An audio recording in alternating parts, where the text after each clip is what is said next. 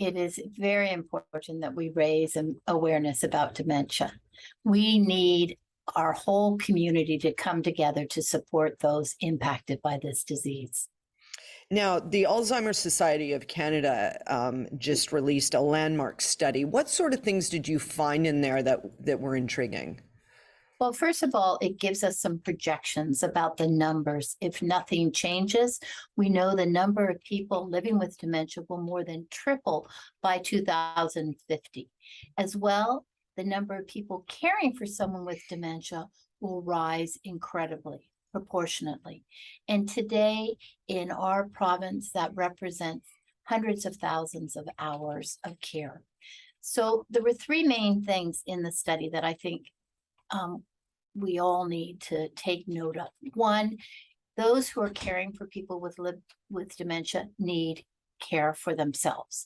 We need more support for our care partners or caregivers, those caring for people living with dementia. Two, there are things that we can do to reduce our risk. Not all things are modifiable, but there are some modifiable risks that if we all pay attention to, may change the trajectory of this disease. And that's things like exercising, healthy eating, not smoking, don't drink too much, being social, challenging ourselves with learning a new instrument or learning a new language. All of those things can help, in some case, modify our risk of developing dementia or delay its onset.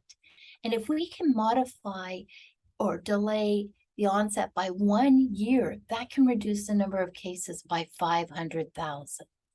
And the last thing that the study points to is the importance that we started this interview with of dementia-friendly communities. You know, people living with dementia face tremendous stigma.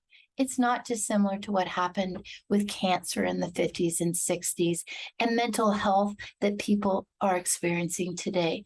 People living with dementia experience tremendous stigma, as do their caregivers.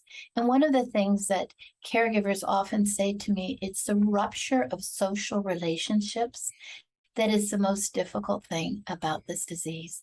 So we need to make our communities more dementia friendly and really rally around these families to provide support and care for them.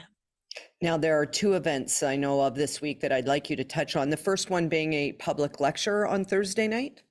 That's correct. Dr. Anthea Innes, who is the chair at the Gilbreth Center for Aging at McMaster, will be speaking tomorrow night at 7 p.m. at the Burlington Art Gallery on dementia-friendly communities. She's a wonderful speaker and a powerful advocate for people living with dementia. So it's free. Please come out and hear what Dr. Innes has to share. And as well, a classic car show. That's a little bit of fun.